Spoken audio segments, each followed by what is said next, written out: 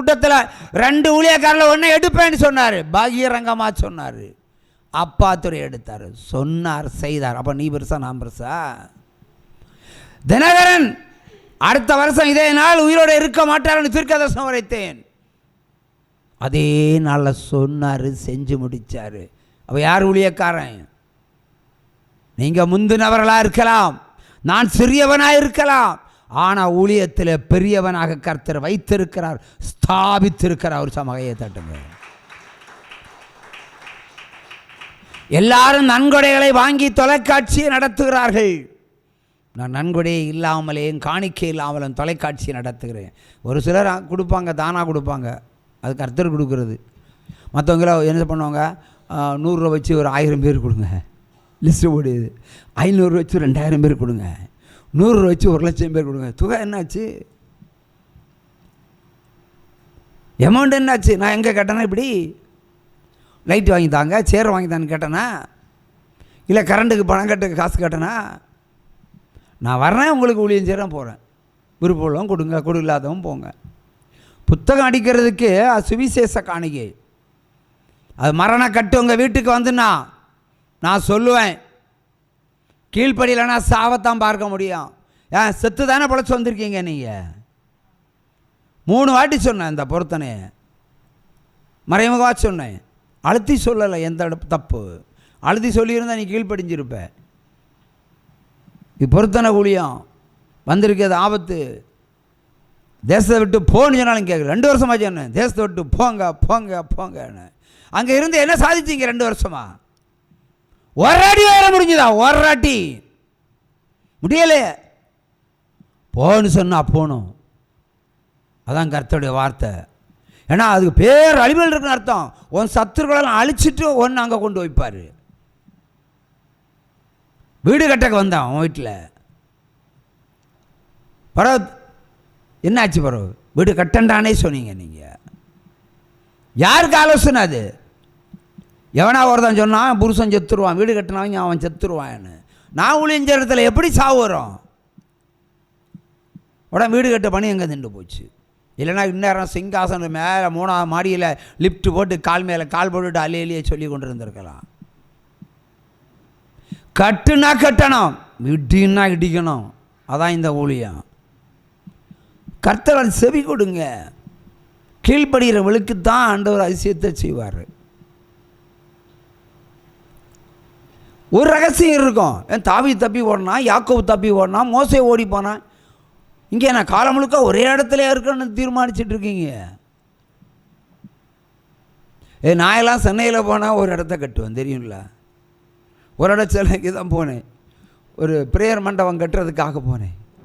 35,000 ரூபா வாடகை, ஒரு வீடு வாடகைக்கு எடுத்து சாலிகிராமத்தில் உட்காந்தேன். என் பொண்டாட்டி பிரச்சனை பண்ணி கூட்டிகிட்டே வந்துட்டா. அப்புறம் வந்ததுனால இங்கே ஒரு மண்டபம் கட்டியாச்சு. 14,000 ஸ்கொயர் ஃபீட்டு, 52 பில்லர், 2க்கு 2 பில்லரில் தொங்கிட்டு நிற்கிது. அது உங்களுக்கு நீங்கள் சுவிசேஷம் கேட்குறதுக்கு தான். ஆனால் இதே இது அங்கே பண்ணியிருந்தா சென்னையில் ஊழியம் எப்படி இருக்கும்? 40 வருடத்தில் 4,000 பேர் வந்திருப்பாங்க. நம்மகிட்ட என்ன இருக்குது? நம்மகிட்ட ஒன்றும் இல்லை தான். நான் ஊழியத்தெல்லாம் வச்சுக்கிட்டா இருக்கேன், பணத்தை வச்சுட்டா தொலைக்காட்சி நடத்துகிறேன், கோடிகளை கடனாக வச்சுருக்கிறேன். ஒரு நிமிஷம் கூட கலங்கினது கிடையாது, ஒரு வினாடி கூட கடனை குறித்து கண்ணீர் விட்டது கிடையாது. நான் ஒரு வேளை இதை பிள்ளைகளுக்கு செஞ்சுருந்தா, என் பொண்டாட்டி செஞ்சுருந்தா நான் கரை விட்டுருவேன். உங்களுக்கு செஞ்சு போய் நான் இவ்வளோ கடனாளியாக இருப்பேன்னு சொல்லியிருப்பேன். என்னுடைய நோக்கம் எல்லாம் கர்த்தருக்கென்று செஞ்சேன், அவர் பார்த்து கொள்வார். அதே மாதிரி நீங்கள் யாருமே இப்போ காசு இல்லைன்னு சொல்லுவாங்க. கர்த்தருடைய வார்த்தை வந்தால் அந்த வார்த்தையை நிறைவேற்றுறதுக்கு நீங்கள் நடைங்க, ஓடுங்க. அதான் பிரச்சனை. உலகம் அழிய போகுது, உங்களை தானே வச்சுருக்க போகிறாரு. இந்த உலகம் அழியும்னு யாராவது சொன்னாங்களே? நான் தானே சொல்லிகிட்டு இருக்கிறேன் இந்த உலகம் ஒளிந்து போகும் என்று. இப்போ சொல்கிறேன், இப்போ 8 மாதம் ஆச்சு, 4 மாதம் இருக்குது பாருங்கள். என்னலாம் நீங்கள் ஒரு டைரியை போடுங்க, நான் சொல்கிற தீர்க்க தரிசனம் எழுதி வைங்க, தேசத்தில் நடக்கிறத எழுதி வைங்க. இதை மட்டும் பார்க்காங்க. தமிழ்நாடு, கன்னியாகுமரி, உலக நாடுகளுக்கு மொத்தம் ஊழியக்காரன் தான். சொல்கிறது ஒன்றோடு நடக்கலைன்னா சொல்லுங்கள். அவ யார் ஊழியக்காரன்? அந்தி கிறிஸ்துகள் பெருகினதுனால கூட்டம்லாம் அங்கே தான் போகுது. சத்தியத்தை செவியெடுக்க தயாராக இல்லை. உள்ளதை உள்ளபடி சொல்லணும். நீ பாவம் செஞ்சா பாவம் செஞ்சேன்னு சொல்லணும். அதான் ஊழியக்காரன். சோப்பு போட்டுட்டு வரக்கூடாது. இந்த வேத வசனத்தை திருத்தி அவன் சோப்பும் போடுவான், மல்லிப்பூ மாண்டி தருவான். நான் என்ன பண்ணேன், நீ பாவம் நீ செய்திருந்தா பொருத்தனை செலுத்தி தப்பித்து போகலைன்னு சொன்னால் மரணப்பட்டி அவன் வீட்டில் வச்சுட்டு வருவேன். நான் இங்கே வரக்கும் நாங்கள் சத்தம் கேட்கும், ஒப்பாரி சத்தம். இது கடுமையான ஊழியம். யாராலும் ஏற்றுக்கொள்ள முடியாது, எந்த ஊழியக்காரனும் ஏற்றுக்கொள்ள முடியாது. ஆனால் இதுதான் உண்மை. நீங்கள் விசுவாசிகள் பார்ப்பதோட தமிழ்நாட்டில் இருக்கிற ஊழியக்காரங்கெல்லாம் எனக்கு டிவியை பார்ப்பேன், உட்காந்து பார்ப்பேன், முடியும் வரைக்கும் பார்ப்பேன். அதில் 5 வசனத்தை எடுத்து அவங்க பிரசங்கம் பண்ணிடுவேன். இப்போ நான் தான் அவங்களுக்கு யூனிவர்சிட்டி. ஹல்லேலூயா, உற்சாகமாக ஏற்றலாம். பெருமைப்படுகிறேன். கர்த்தர் பயன்படுத்துகிற விதம். ஒரு 700 ரூபாயோட வந்த எனக்கு இவ்வளோ பாதுகாப்பு ஆண்டவர் தாரார்ல. ஏன்னா எனக்கு அசிஸ்டண்ட் ஊழியக்காரங்க இருக்காங்களா? ஒருத்தரோடு கிடையாது, ஒருத்தரோடு கிடையாது. ஒரு கிளார்க்கு, ஒரு டைப்பிஸ்ட்டு, இன்னும் ஒரு எடுபடி, ஒரு சாயை வாங்கி தரவனுக்கு ஒருத்தரும் கிடையாது. டீ குடிக்கணுமா இருந்தாலும் நான் டீ கடையில் போய் தான் குடிக்கணும். பார்த்தார் ஆண்டவர், நீ எப்பவும் போய் நீ டீ கடையில் குடிக்கணும், டீ கடையை வச்சுக்கணும். ஒரு டீ கடை ஹோட்டலையும் தந்து விட்டார். ஒரே நேரத்தில் 300 400 பேருக்கு உட்காரலாம். ஆனால் வாரது 3 பேர் 4 பேர், ஐ டோன்ட் கேர். அதான் தேவன். பாரத்தை அவர் மேலே வைங்க, பிரச்சனை அவர் மேலேங்க, அவர் பார்த்து கொள்ளுவார். ஆனால் மாம்சமான கேள்விகள் அவங்க துக்கத்தை தரும். சமீபத்தில் நான் போன உபவாச கூட்டத்தில் சொன்னேன், என்னுடைய மகன் கேட்குறான், அப்பா எல்லா லோனுக்கு இன்சூரன்ஸு போட்டிருக்கான்னு. போடலைன்னா போட்டுருங்கன்னு. எல்லோரும் நான் சீக்கிரமாக சித்திரோட முடிவு பண்ணிட்டாங்க போல இருக்கு. நான் சீக்கிரமாக சாகக்கூடிய ஆளா? ஒரு 4 வெடி கொண்டு என் சரீரத்தில் கொண்டு கட்டி வச்சு வெட்டிச்சாலும் வெடிக்காத சரீரம் இது, அழிவில்லாத சரீரம். ஏன்னா அவளை மாமிசத்தை குறித்து உள்ள கவலை. மாமிசத்தில் நீங்கள் சிந்திச்சா கவலை தான் வரும். பிள்ளைகளுடைய எதிர்காலத்தை குறித்தா கவலை தான் வரும். ஒருத்தன் குடிகாரனாக இருப்பான், நினச்சி அழுவீங்க. ஒருத்தன் பொறுக்கியாக இருப்பான், நினச்சி அழுவீங்க. இல்லை பொண்ணு அடங்காப்படாரியாக இருக்கும், நினச்சி அழுவீங்க. இதெல்லாம் அழக்கூடிய சமாச்சாரம் இல்லை. அந்த பிள்ளைகளுக்கு பேரில் வர பொருத்தனை செலுத்தி கர்த்தரிடம் ஒப்படைச்சிடுங்க. நீர் பார்த்துக்கிடணும். எனக்கு இதில் பொறுப்பு இல்லை. உம்முடைய பிள்ளை நான் ஹேண்ட்ஓவர் பண்ணிட்டேன். நான் மாமிசத்தில் பெற்றேன், பொருத்தனை பண்ணி உங்கள் கையில் தந்திருக்கேன், நீர் வச்சுக்கொள்ளும். அப்புறம் அவர் பார்த்துக்கிடுவார். எல்லா ஊழியக்காரர்களும் ஜெபம் பண்ணும்போது எனக்கு வேண்டி ஜெபம் பண்ணுங்கன்னு சொல்லுவாங்க. நான் ஏதாவது கேட்டிருக்கேன் உங்கள்கிட்ட, நீங்கள் எனக்கு ஜெபம் பண்ணுங்கன்னு கேட்டிருக்கேன்? கேட்க முடியும். ஏன்னா நான் கர்த்தர் மேலே வச்ச அன்பு அப்படி. அவர் ருசி பார்த்தவன், என்னை அழைத்தவர் பார்த்து கொள்வார். நீ எனக்கு ஏன் ஜெபம் பண்ணுமா, நீ எனக்கு ஜெபம் பண்ணடான்னு சொல்லுவேன். இப்போ நிறைய சபையில் விசுவாசிகளிடத்த ஜெபத்தை கேட்குற ஊழியக்காரெல்லாம் கள்ள ஊழியக்காரன். எவனாக இருந்தாலும், எந்த கொம்பனாக இருந்தாலும் திருட்டு ஊழியக்காரன். அவன் ஆவி இல்லை. பரிசுத்த ஆவி உனக்குள்ளே இருந்தால் அவர் நடத்துவார். உன் பிரச்சனையை நீ யார்கிட்ட ஷேர் பண்ணலாம், தப்பு கிடையாது. ஏன்னா ஆவிக்குரிய பிள்ளைகள் ஒருவரோடு ஒருவர் பேசி கொண்டிருப்பதை கர்த்தர் அதை உற்று கவனிப்பார்னு வேதம் சொல்லுகிறது. ஷேர் வேறு, பரிந்து கொள்ளல் வேறு. ஆனால் ஜெபபிச்சை கேட்கக்கூடாது. அப்போ உன்ட்டு அழைப்பில்லை, உண்மையான அழைப்பில்லை. நீ அழைப்பு இருந்தால் அவர் பார்த்து கொள்ளுவார். அப்படி நிச்சயிக்கப்பட்ட ஒரு ஊழியம் இருக்கணும். எவன் எப்போ சத்தா எப்படி பரலோகத்துக்கு போவான், எவன் நரகத்துக்கு போவான்னு தீர்மானிக்கிற ஊழியம் வேண்டும். அது பரிசுத்த ஆவி இல்லாமல் தான் நிறைய பேர் ஊழியம் செய்கிறாங்க. ஆனால் மயக்க பிடிச்சா அந்நிய பாஷை 2 மணிக்கூர் பேசலாம்.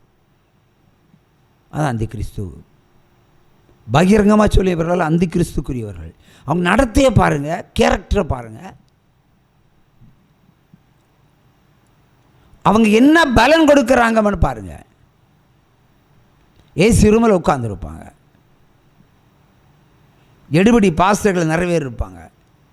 போதா குறைக்கு சிஸ்டர்ஸ்னு ஒரு கூட்டம் வச்சுருப்பாங்க. ஒரு எப்போ கலகலப்பாக இருக்கும். பகலை முழுக்க பாசம் இருப்பாங்க, ராத்திரி முழுக்க ஆடு அடித்து சாப்பிடுவாங்க. அதை ஒரு ஏழைக்கு கொடுத்துட்டு சாப்பிடுவானா? சாப்பிட மாட்டான். இப்போ நீ எப்படி பரலோகத்துக்கு போவ? ஆர்சி எடுத்துக்கிடுவோம். அவங்க சிறுவங்களை கும்பிடுவாங்க, சர்ச்சுக்கு போவாங்க, காலையில் சிகரெட் அடிப்பாங்க, சர்ச்சில் போய் கும்பிடுவாங்க, இப்போ தாசன் பரத்தன் பெறப்பட்டு வந்துடுவாங்க. அதுக்கப்புறம் தண்ணி அடிக்கிற லிஸ்ட்டில் போவாங்க. பெந்திகோஸ்தில் தண்ணி அடிக்க கொஞ்சம் குறைஞ்சி போச்சு, ஏன்னா பயந்தே குறைஞ்சி போயிடுச்சு. ஆர்சியில் அவங்க அன்லிமிட்டட் ஆகும், அவங்க தோணுனா குடிப்பாங்க, ஆனால் பக்தியை காட்டுவாங்க, உங்களை விட பக்தியை காட்டுவாங்க. அவங்களுக்குள்ள வைராக்கியம் இருக்கிறது. ஏசு மேலே வைராக்கியம் பயங்கரமாக இருக்குது.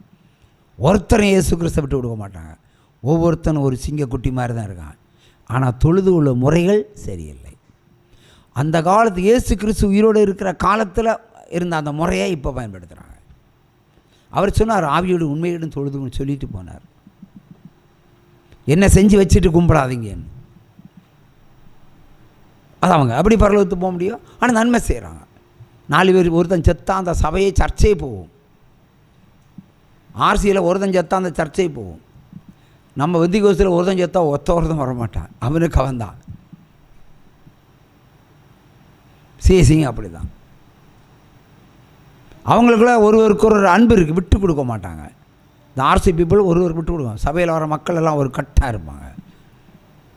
அவங்களுக்கு இப்போ ஒரு மனக்கவலை, எல்லாம் வெந்திகோஸாக மாறி போகுதுன்னு ஒரு மனக்கவலை. அதுக்கு என்ன பண்ண முடியும்? நான் தொடர்ந்து ஊழியம் செய்தால் அங்கே கூடாரெல்லாம் காலியாயிரும். உற்சம கையை தட்டலாம். ஆகவே இந்த திருட்டு ஊழியங்கள், இந்த திருட்டு ஊழியக்காரர்கள் மெய்யான போதனைகளை அப்படியே புரட்டி விட்டுருவாங்க. அப்படி இப்போ மயக்க பிடிச்சி இறங்கினாலே போதும், இவனா ஒருத்தன் எனக்கு தருவான், சாயங்காலத்துக்குள்ளே தருவான், இன்ஜெக்ஷன் தருவான். நான் பதில் கொடுப்பேனா? கொடுக்க மாட்டேன், சைலண்டாகவே இருப்பேன். பதில் கொடுக்காமல் இருந்தனால தான் ஒருத்தன் கேட்டேன், நீ ஒருத்தனுக்கு தான் பிறந்தியான்னு கேட்டான். தமிழ்நாட்டில் ஒரு விசுவாசி என்னுடைய ஜெபத்தில் இருதய வியாதி சுஸ்தமாகி போனவன் வீடியோவில் கிடக்கு சாட்சி, சங்கரம் கோயில் சாட்சி, படித்து பாருங்க எப்படி தேவன் விடுதலை கொடுத்துருக்கிறார் என்று. யூடியூபில் போய் பாருங்கள். அவன் நீ ஒருத்தனுக்கு தானே பிறந்தியான்னு சொல்லிட்டு டேஸ் கட்ட வார்த்தை. அதான் அந்த கிறிஸ்து. ராத்திரி வேலை 12 மணிக்கு ஃபோன் அடிப்பான். எனக்கே வேதம் சொல்லுவான், அந்த வசனத்தை படிச்சுப்பார், இந்த வசனத்தை படிச்சுப்பாருன்னு. அவள் பெற்ற விடுதலையை நான் திரும்ப பெற்றால், ஆண்டவரை கேட்டா, அவ்வளோதான் உனக்கு சங்கு.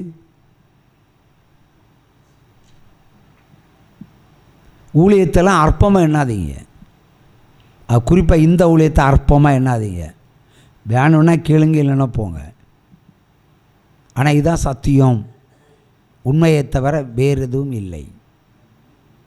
சத்தியம்தான் விடுதலையாக்கும், சத்திய வசனம்தான் விடுதலையாக்கும். பின்னிட்டு போனால் அந்தி கிறிஸ்து உங்களை வேட்டையாடிடுவான், வசனத்தை புரட்டிடுவான். அந்த ஊழியக்காரன் கேட்ட போல, பொருத்தனை எங்கே இருக்கு? அந்நாள் பொருத்தனை பண்ணி தான் பிள்ளை பெற்றுக்கொண்டா, உனக்கு தெரியாது? நியாயாதிபதிகள் 13ஆம் அதிகாரத்தில் பரலோக தேவன் பூமியில் வந்து ஒரு வெள்ளாட்டு கடாவை பொருத்தனையாக பெற்றுக்கொண்டு தான் மனோவாக்கு பிள்ளை செல்வத்தை கொடுத்தார். அது வரைக்கும் ஏன் கொடுக்கல? சாலமோன் இடத்துல 1000 மாடுகளை வாங்கித்தான் ஞானத்தை, அறிவு, புத்தியை கொடுத்துருக்காரு, கூட பணத்தையும் கொடுத்துருக்காரு. இவன் அறிவை சும்மா கொடுக்கலாம் இல்லை, அறிவை இலவசமாக கொடுக்கலாம் இல்லை. ஏன் அவர் இலவசமாக கூட அறிவு கொடுக்கல? ஏன் நிறைய பேர் மூடர்களாக இன்றும் இருந்து கொண்டிருக்கிறார்கள், முட்டாளாக இருந்து கொண்டிருக்கிறார்கள். அறிவை பெறுவதற்கே பொருத்தனை வாங்கித்தான் கொடுத்தார் ஆண்டவர். கேட்டால் சொல்லுவாங்க, ஆண்டவர் காசு வாங்கியே விடுதலை கொடுப்பார். பின்ன காசு வாங்காமலே விடுதலை கொடுத்துருக்காரு பைபிளில். ஆபிரகாமையை ஆசீர்வதிக்க தேவன் விரும்பினார். ஈசாக்கை கேட்டாரா இல்லையா? ஈசாக்கை கொடுத்தப்பறம் தான் உன்னை ஆசீர்வதிப்பேன்னு சொன்னார். அது வரைக்கும் வாயை திறக்கல அவர். அது எப்படி ஆசீர்வதிக்கவே ஆசீர்வதிப்பேன், பட்டயத்தை கீழே போடு, குமாரனை கொன்று போடாதே, நான் உன்னை ஆசீர்வதிக்கவே ஆசீர்வதிக்கிறேன். ஆசீர்வாதத்தை கூட பொருத்தனை பலி செலுத்தி தான் வாங்கியிருக்கிறான். ஆக இப்போ நான் உங்களுக்கு சொல்கிறேன், உங்கள் குடும்பத்தில் ஆசீர்வாதமாக பொருத்தனை தான், இல்லைன்னா இப்படி இருக்கிறனால தான் இருக்கணும். ஆசீர்வாதத்துகளை தனித்தனி பொருத்தனைகளை செலுத்த வேண்டும். பரிசுத்தத்துக்கு செலுத்த வேண்டும், பாவத்துக்கு செலுத்த வேண்டும்.